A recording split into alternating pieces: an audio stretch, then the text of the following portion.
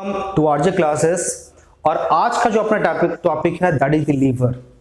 देखो मशीन का first video हम लोगों ने कर लिया था, बेसिक टर्म्स वगैरह मैकेनिकल एडवांटेज जो था हमने कर लिया।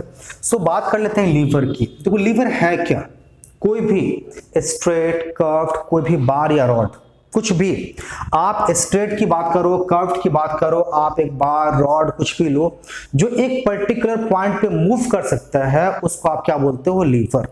जैसे देखो जरा सा, आपके पास एक रॉड है और अगर ये रॉड एक पर्टिकुलर पॉइंट पे मूव कर सकता है इसका मतलब ये लीवर हो गया।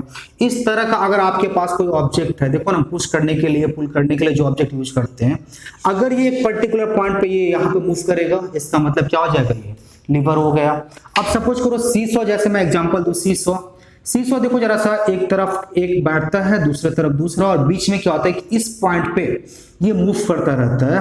तो ये स्ट्रेट बार हो या कर्व्ड बार हो, रॉड हो, क्या हो, लेकिन अगर ये एक पर्टिकुलर पॉइंट पे मूव करे तो उसको आप क्या बताओगे, लीवर बताओगे। जैसे देखो सीजर इस तरह से सीजर। अब ये देखो जरा सा सीजर हमने ले लिया, तो अब देखो जरा सा अगर आप सीजर का देखो तो ये देखो यहाँ पे इस पर्टिकुलर पॉइंट पे मूव करता है, इसका मतलब ये भी क्या हो गया, ए type of liver.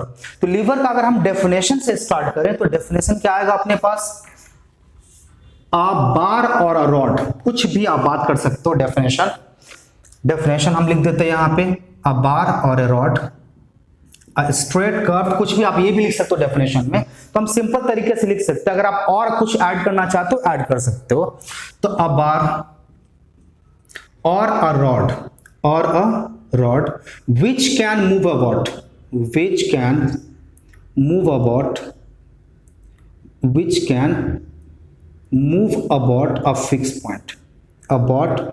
fixed point, is called liver.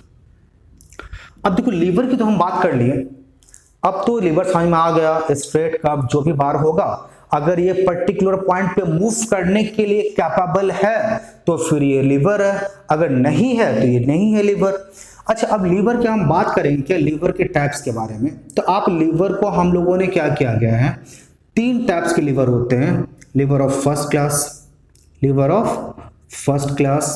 Liver of second class and lever of third class. तो 3 क्लास ऑफ लीवर आप डिवाइड कर रखे हो। अच्छा अब ये जो डिवीजन है किसके हिसाब से, तो देखो एक लीवर के अंदर जो डिवीजन होता है, लीवर कौन सा क्लास ऑफ लीवर होगा, that is completely on the basis of the position of load, fulcrum and the effort. That means liver has been divided into the different class, into the 3 class, that is on the basis of the position of load, fulcrum and the effort।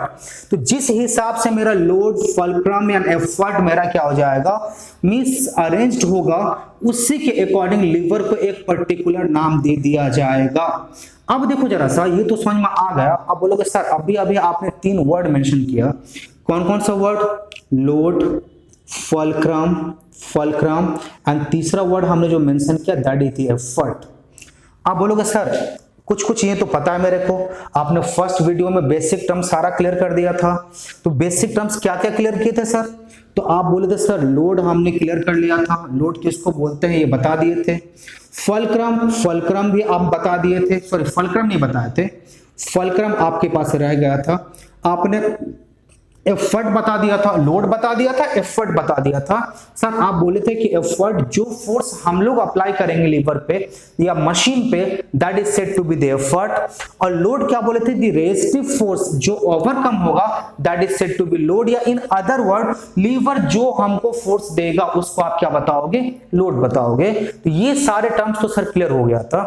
तीसरा terms जो होता है that is the fulcrum. देखो जिस suppose करो ये मेरे पास liver है और ये क्या करता है, इस पर्टिकुलर पॉइंट पे मूव करता है, तो जिस पर्टिकुलर पॉइंट पे, जिस पर्टिकुलर पोजीशन पे कोई भी लीवर मूव करता है, that particular point, that particular position is said to be fulcrum. तो फुलक्रम का अगर आपको डेफिनेशन देना हो तो डेफिनेशन क्या दूंगे, अ फिक्स्ड पॉइंट, पोजीशन कुछ भी लिखो कोई टेंशन नहीं है, a fixed point about which a lever can move, a lever can move is called fulcrum। तो फलक्रम भी समझ में आ गया, लोड समझ में आ गया, एफर्ट समझ में आ गया। हम लोगों ने ये बोला, ये भी समझ में आ गया कि लीवर जो है अलग अलग क्लास में डिवाइड किया गया है। लीवर को 3 क्लास में डिवाइड कर रखे हैं, lever of first class, lever of second class, lever of third class. और ये जो डिवीजन हुआ है ऑन द बेसिस ऑफ, आपसे अगर कोई क्वेश्चन पूछता है क्या what is the basis of division, and क्या हो जाता है means why lever has been divided into the 3 groups, 3 types, या what is the basis of division of lever into the different types. तो on the basis of position of load, effort and the fulcrum, liver has been categorized into the different groups, that is the first class of liver, second class of liver and the third class of liver। अच्छा, अब आते हैं क्या, हम एक एक class of liver को pick करेंगे और उसके बारे में डिटेल स्टडी करना स्टार्ट करेंगे। चलिए जरा सा, अच्छा अब आते हैं क्या, तो चलो जरा सा यहां से, उसके पहले एक वर्ड आता है क्या, कुछ वर्ड और आपको समझा दे। अब सपोज करो कोई भी लीवर है, first class, second class, third class की हम बात नहीं करते हैं, ये मेरे पास सपोज करो एक लीवर है, यहां मेरा एक पर्टिकुलर पोजीशन पे लोड है, एक पर्टिकुलर पोजीशन पे आप क्या बोलते हो एफर्ट है, बीच में मेरे पास फलक्रम है, कहीं भी हो सकता है, बट हमने बस आप जनरल व्यू के लिए आपको दिया। चलो जरा सा, ये तो समझ में आ गया, लोड, एफर्ट भी हमको पता है, फलक्रम भी हमको पता चल गया जहां पे मूव करने वाले हैं। अब मेरे पास और 2 वर्ड आता है, एक आता है क्या एफर्ट आर्म, और एक टर्म और आता है that is the load arm, और इन दोनों टर्म को हम पहले समझेंगे और फिर इसका हम डेफिनेशन भी आपको लिख देंगे। देखिए आपको टर्म क्या दिया गया, एफर्ट आर्म का मतलब सिंपली आप समझ ले, यहाँ पे डिस्टेंस की बात होती है, तो एफर्ट आर्म का मतलब क्या हो गया, फलक्रम से लेकर एफर्ट तक का जो डिस्टेंस होगा, प्रॉपर्ली समझिएगा, फलक्रम से लेके एफर्ट तक का जो डिस्टेंस निकलेगा उस डिस्टेंस को आप क्या बताओगे, एफर्ट आर्म। क्योंकि डिस्टेंस जो हमेशा मेजर होगा, आइदर वो लोड के लिए मेजर करो, आइदर वो एफर्ट के लिए मेजर करो, किसी के लिए भी मेजर करो, सो ये जो डिस्टेंस मेजर होगा that will be always be measured from the fulcrum. कहां से मेजर करनी है, फलक्रम से मेजर करनी है। तो आप बता क्या रहे हो कि फलक्रम से लेके एफर्ट तक का जो डिस्टेंस होगा that is said to be the effort arm. क्या बोलेंगे उसको, एफर्ट आर्म। और इसी तरह से फलक्रम से लेकर, यहां से लेकर, ये फलक्रम है मेरा, फलक्रम से लेके लोड तक का जो डिस्टेंस होगा that distance is said to be the load arm. बात समझ में आ गया कि नहीं। डिस्टेंस जब भी मेरा मेजर करना होगा, डिस्टेंस जब भी मेरे को फाइंड करनी होगी, that is to be calculated from the point of fulcrum. जहां पे फलक्रम है आप वहीं से डिस्टेंस कैलकुलेट करेंगे, अदरवाइज और किसी पोजीशन से नहीं।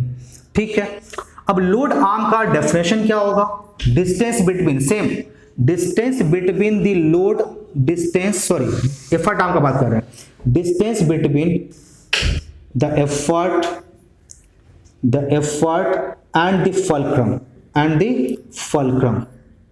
fulcrum is called effort arm। इसको आपने बोल दिया एफर्ट आर्म। और दूसरा हम बात कर लें लोड आर्म की, आप तो समझ चुके हो, बस मैं डेफिनेशन लिख देता हूं फॉर्मेलिटी के लिए। लोड आर्म तो आप बोल चुके हो कि सर फलक्रम से लेकर और लोड के बीच का जो डिस्टेंस होगा, तो लिख दो जरा सा, distance between fulcrum and load. आप किसके बीच में, fulcrum and load is called load arm, अच्छा देखो, अब जब effort arm and load arm आप समझ चुके हो, लोड भी समझ चुके हो, एफर्ट भी समझ चुके हो, तो अब हम एक और टर्म को डिस्कस करेंगे, दैट इज क्या हो जाएगा, प्रिंसिपल ऑफ लीवर। किसके बारे में डिस्कस करते हैं, प्रिंसिपल ऑफ लीवर। तो प्रिंसिपल ऑफ लीवर क्या स्टेट करता है, देखो जरा सा बता दूं मैं आपको, प्रिंसिपल ऑफ लीवर। चलो जरा सा, तो प्रिंसिपल ऑफ लीवर क्या बताता है, principle of lever states, properly समझिएगा, प्रिंसिपल लीवर बताता है क्या कि किसी भी लीवर के अंदर लोड, फलक्रम एंड एफर्ट का पोजीशन कहां है, इससे कोई मतलब नहीं निकलता है। मतलब किससे, तो प्रिंसिपल फिर बताता क्या है, प्रिंसिपल बताता है कि किसी भी लीवर के अंदर लोड एंड लोड आर्म का जो मिस प्रोडक्ट होगा it will be always equals to the product of the क्या आ जाएगा एफर्ट एंड एफर्ट आर्म। बात समझे कि नहीं?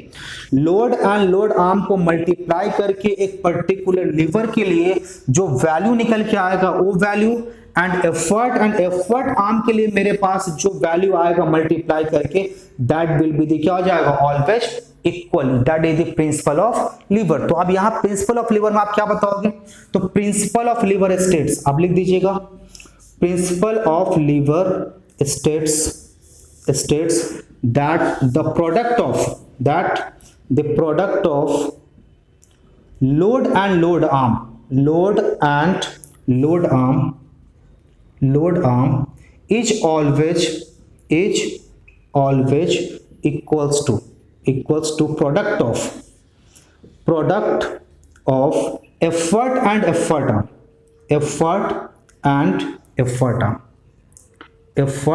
arm। तो ये तो समझ में आ गया हमको कि लोड एंड लोड आर्म का जो प्रोडक्ट होगा ये एफर्ट एंड एफर्ट आर्म के इक्वल होगा। और यहां से फिर मेरे पास एक और डेरिवेशन निकल के आ जाएगा। और ये डेरिवेशन क्या होगा देखो जरा सा, तो हम क्या लिखे अच्छी तरह समझना इसको, क्योंकि ये बहुत ही काम का चीज है और यही जो होगा लीवर के लिए मेन मैकेनिकल एडवांटेज फाइंड करने के लिए हम यूज करेंगे। तो अच्छी तरह समझो जरा सा, हमने क्या लिखा? Load into load arm equals to effort into effort arm. चलो वेरी गुड, लिख दिया हमने। अच्छा, इसको अगर हम थोड़ा सा अरेंज करें तो अरेंज करने पे हमको मिलेगा क्या? हम एफर्ट को यहां नीचे ला लेते हैं, लोड को हम इसके नीचे अरेंज कर लेते हैं। चलो जरा सा, लोड बाय एफर्ट लिख सकते हैं हम, मल्टीप्लाई में इस तरफ है तो नीचे आ जाएगा इक्वल्स टू ये क्या आ जाएगा एफर्ट आर्म बाय ये क्या आ जाएगा लोड आर्म। अब एक चीज और अच्छी तरह समझो, जैसे फर्स्ट वीडियो में आपको बताया गया था मैकेनिकल एडवांटेज। आप झट से बोलोगे सर फर्स्ट वीडियो तो हम कंप्लीट किए हैं, अगर नहीं किए होगे तो फिर नहीं बोल पाओगे। तो आप मशीन का जो फर्स्ट वीडियो था वहां बताया गया था mechanical advantage is the ratio of load to the effort. आपने जितना लोड अप्लाई किया है, सॉरी जितना लोड मिला आपको और जो एफर्ट अप्लाई किए थे उसका जो रेशियो था that is said to be mechanical advantage. मतलब लोड बाय एफर्ट, इसके लिए हम क्या लिख सकते हैं? Mechanical advantage. हमने लिख दिया मैकेनिकल एडवांटेज। तो अगर ये मैकेनिकल एडवांटेज है तो ये एंड ये तो इक्वल हो गया, इसका मतलब ये भी क्या हो जाएगा? मैकेनिकल एडवांटेज को रिप्रेजेंट करेगा। So mechanical advantage of lever can be explained in the two ways. First, that in term of the load and the effort it will be the simple definition that is for every machine. And other one, यहां देखिएगा ये जरा सा बहुत काम का है, ये आपको बार बार काम लगने वाला है अभी, क्योंकि जितना भी टाइप्स ऑफ लीवर हम एक्सप्लेन करेंगे हर एक टाइप ऑफ लीवर में हम मैकेनिकल एडवांटेज को जो एक्सप्रेस करेंगे that will be expressed in term of the effort arm and the load arm. देखो जरा सा, जब लोड एंड एफर्ट की बात कर रहे थे तो लोड ऊपर था एफर्ट नीचे था, लेकिन जब effort arm and load arm के टर्म में बात कर रहे हैं तो एफर्ट आर्म ऊपर है एंड लोड आर्म नीचे है। So for a lever mechanical advantage can also be defined as the product of as the ratio of effort arm to the load arm. तो ये मेरे पास क्या हो गया? प्रिंसिपल ऑफ लीवर भी निकल आ गया, मैकेनिकल एडवांटेज भी निकल आ गया। तो ये आपके पास पूरा का पूरा जितने भी टर्म्स था ये सारा का सारा टर्म्स क्लियर हो गया।